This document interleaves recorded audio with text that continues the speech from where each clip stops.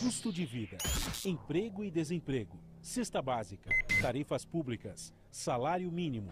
Agora, na Brasil Atual, a análise do DIEESE. E vamos conversar agora com o diretor técnico do DIEESE, Fausto Augusto Júnior. Bom dia, Fausto. Bom dia, Glauco. Bom dia. Fausto, a gente tem aqui a medida provisória 936, né, que já comentamos aqui, inclusive, a respeito dela nessa semana, e existe agora uma reação, ao que parece, né? Ontem, dois senadores da rede, o senador Randolfo Rodrigues, do Amapá, e Fabiano Contarato, na verdade, entraram com uma ação direta de inconstitucionalidade no STF.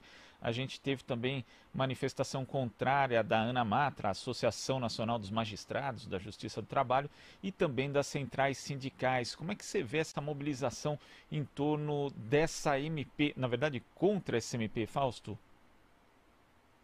Então, Glauco, eu acho que esse é o papel da democracia, né? É o papel que os poderes precisam trabalhar, e a sociedade civil precisa se mobilizar. Eu acho que esse é um momento importante, em especial no dia de hoje. Acho que essa mobilização deve surtir efeito no dia de hoje, porque tudo indica que a medida provisória deve ser votada ao longo do dia de hoje, o que faz com que essas pressões ajudem a gente a colocar o programa na direção correta. O programa tem três grandes problemas para a gente olhar com bastante atenção. O primeiro deles é que ele reduz a renda real do trabalhador formal. Então, ele vai permitir que um conjunto enorme de trabalhadores, nós estamos falando aí de aproximadamente 30 milhões de trabalhadores, possam ter a sua renda reduzida. Essa renda vai ser reduzida, seja porque o contrato de trabalho vai ser suspenso, e o sujeito vai passar a receber basicamente o seguro-desemprego, e o seguro-desemprego ele trabalha em cotas que começa ali na casa dos 1.599 e vai ali até os 1.800, quer dizer, na verdade ele começa com patamares muito baixos, ali abaixo de R$ 1.500, e chega ali um pouquinho acima de R$ 1.800, então as pessoas que ganham acima disso terão perdas substanciais, e na outra ponta você tem a possibilidade da redução de jornada de trabalho com redução de salário, que aí vai dependendo do acordo, 25%, 50% ou 70%, e que também pode incidir uma redução real do salário dos trabalhadores. É importante falar, nesse caso, que o que o governo está propondo não é a manutenção da renda do trabalho com a manutenção do emprego. Ele está propondo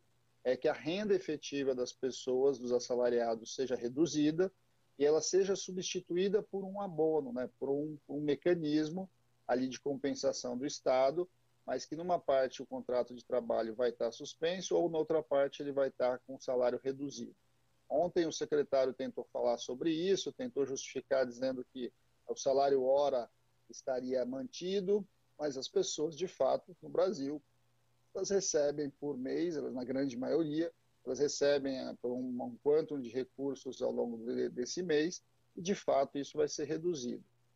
Vai ser reduzido para quem ganha menos, a redução é menor, e para quem ganha mais, a redução é maior. Então, esse é o primeiro problema. Nós precisamos, numa discussão hoje dentro do Congresso Nacional, estabelecer os critérios de diminuir o máximo a redução da renda real desses trabalhadores. O ideal era que o governo suportasse a folha de trabalho e, ao suportar a folha de trabalho, você mantivesse o máximo de renda real. Esse é o primeiro problema. O segundo problema, Glauco, está na MP 936, é que ela tem pegadinhas, né? Como a gente tem falado, o diabo mora nos detalhes, e quando a MP tem algumas pegadinhas. Uma delas é que ela diz que quem estiver dentro dos projetos, né, dentro do programa, tanto de redução de jornada quanto de layoff, tem estabilidade. Estabilidade pelo dobro do tempo do programa em que você está inserido.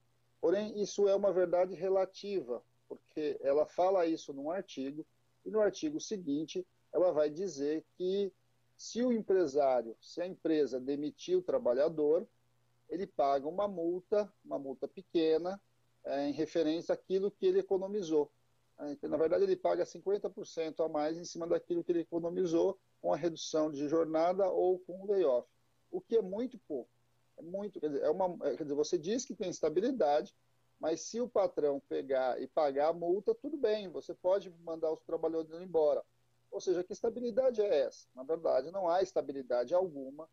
O que há é simplesmente um mecanismo ali de compensação financeira que o patrão vai pagar se mandar o sujeito embora dentro do período de estabilidade. Então, apesar dela falar em estabilidade, ela de fato não proporciona estabilidade para os trabalhadores. Então, é importante que a gente pressione o Congresso Nacional e seja estabelecida uma estabilidade para os trabalhadores do setor privado, para os trabalhadores assalariados em geral. É fundamental que isso aconteça. Nós precisamos de estabilidade para as pessoas poderem ficar com tranquilidade em casa e se resguardar da pandemia que nós estamos vivendo. Essa segurança precisa ser dada para os trabalhadores. E o terceiro grande problema ali na medida provisória é que ela também tem lá suas pegadinhas, de novo, com relação a quem vai negociar essas medidas. Ela diz que o sindicato participa, mas o sindicato também não participa. Por quê? Porque ela estabelece diferenças entre trabalhadores dentro de uma mesma empresa. E olha só que engraçado, Glauco, ela coloca que os trabalhadores até 3 salários mínimos vão poder assinar o acordo individual, sem o sindicato. E os trabalhadores que ganham acima de 2 tetos da Previdência, um pouco mais de R$ 12.000, também vão poder assinar sem a participação do sindicato. E os sindicatos são obrigados, quer dizer, o sindicato só é obrigado a participar, a empresa só é obrigada a chamar o sindicato para participar, se ficar os trabalhadores entre 3 salários mínimos e 2 tetos da Previdência, ou seja, entre R$ 3.000 e poucos reais e R$ 12.000. Então você pega uma mesma empresa em que a parte de baixo e a parte de cima não precisa chamar o sindicato e a parte do meio precisa chamar o sindicato.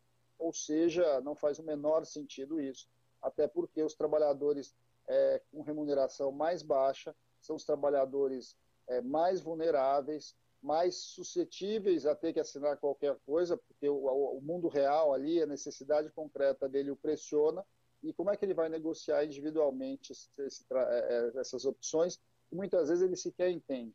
E a parte de cima também não é verdade que o sujeito compreende tudo que nós estamos falando aqui.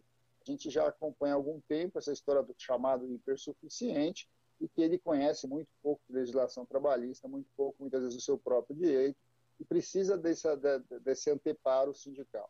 Então, o que está colocado para nós hoje é fundamental que na medida provisória, no embate que vai se dar no Congresso Nacional, a gente possa alterar esse projeto, essa medida provisória, alterar para uma outra concepção que garanta estabilidade do conjunto dos trabalhadores, que garanta a manutenção da renda e que garanta a participação coletiva dos trabalhadores por meio das suas representações, que são os seus sindicatos. Acho que esses são os 3 movimentos. Existem uma série de discussões acontecendo hoje por dentro do Congresso Nacional para que a gente possa mudar essa medida provisória e que possa, assim, garantir renda para o trabalhador, garantir segurança e garantir representatividade. É isso que a gente vem defendendo já há algum bocado de tempo. A gente vem falando que precisava resolver o problema do informal e agora nós precisamos resolver o problema do empregado.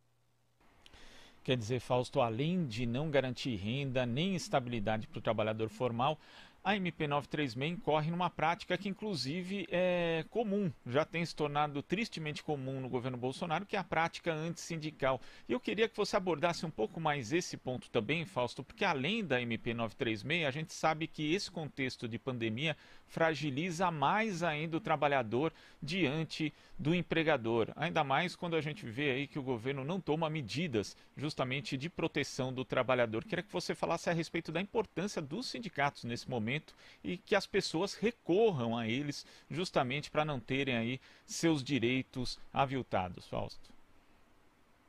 Bem, inclusive uma lógica que a gente precisa construir para a sociedade, né, Glauco? Porque o que nós estamos vendo é que se cada um for correr atrás do seu interesse individual, ou for minimamente tentar se defender individualmente, isso não vai acabar muito bem. Eu tenho chamado a atenção que se todo mundo sair achando que vai acumular dentro da sua casa as compras, vai comprar tudo que acha que vai faltar e que vai faltar mesmo. Então, assim, nós precisamos construir uma sociedade a partir da crise, a partir de uma visão mais coletiva das ações. As ações coletivas é que vão garantir minimamente uma certa estabilidade, um certo entendimento social, para que a gente passe por esse motivo, por esse momento que é muito difícil para todos, né? Individualmente, a gente é muito frágil na sociedade. Individualmente, perante o empresariado, perante aquele que tem a caneta para te demitir ou para te manter, para pagar o seu salário ou não pagar o seu salário, é algo muito frágil, né? Então, o que nós precisamos tentar construir? Nós precisamos de representações coletivas que nos ajudem, neste momento, a trabalhar coletivamente grandes entendimentos nacionais, e esses entendimentos vão reorganizando essa sociedade no meio de uma conjuntura que nós nunca vivemos. Então, acho que o papel do sindicato, nesse momento, é cumprir esse papel de representação, cumprir o papel de reorganização desse coletivo.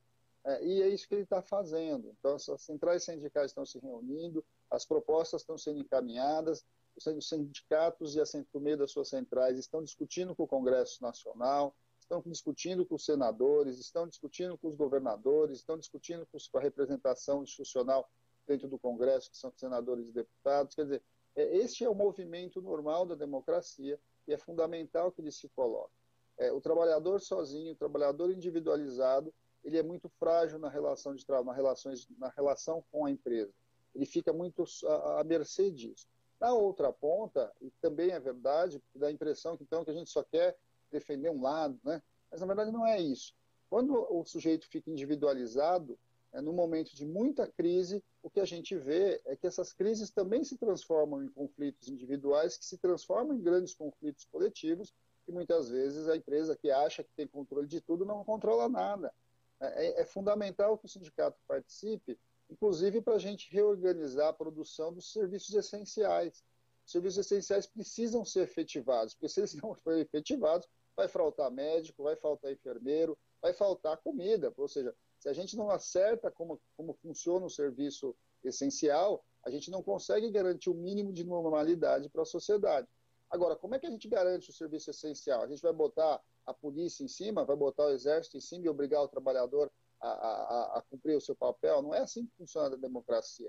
É possível e é necessário que os acordos sejam feitos. Então, ao mesmo tempo em que o trabalhador do serviço essencial precisa cumprir a sua função, na outra ponta nós precisamos acertar que as empresas e o governo garantam essa segurança para ele, garantam que o risco para ele seja minimizado. E aí eu tenho insistido muito, nós temos que mexer na MP 927, aquele famigerado artigo 29, que inclusive descaracteriza a doença, né, a pandemia, como doença profissional e acidente do trabalho, porque não tem jeito. O trabalhador em serviço essencial, ele vai estar, sim, sujeito mais à contaminação do que aquele que está na sua casa. Mas esse é um grande acordo, esse é um papel que a gente espera que a gente consiga exercer o sindicato o seu papel. E é o contrário do que a gente vem assistindo desde a reforma trabalhista, e tem que tirar as entidades coletivas desse processo de diálogo, desse processo democrático de representação. Tá certo, Fausto. Muito obrigado aqui pela sua participação no Jornal Brasil Atual. Bom final de semana e até segunda. Até segunda, Glauco. Vamos ver se até lá tem novidades sobre as medidas provisórias. É isso aí, vamos aguardar, né? Conversamos aqui com o diretor técnico do DIESE, Fausto Augusto Júnior.